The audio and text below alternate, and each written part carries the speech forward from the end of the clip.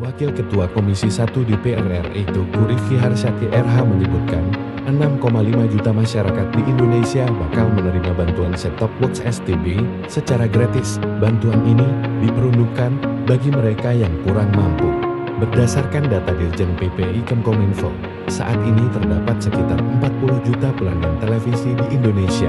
Dari jumlah tersebut, 6,5 juta pelanggan akan terima bantuan STB, kata Terha. Diskusi tersebut terlaksana berkat kerjasama Kementerian Kominfo RI dengan Komisi 1 DPR RI.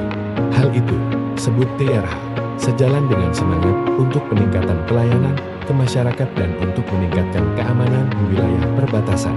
Melalui program Analog Switch Off ASL, kata TRH, wilayah tersebut akan menjadi sasaran sebagai tahap akhir digitalisasi siaran televisi analog di Indonesia. Setidaknya saat ini, masih terdapat 113 wilayah siaran di 173 kabupaten kota yang belum terjangkau TV digital. Kebanyakan ada di wilayah terdepan, terpencil, dan tertinggal 3T.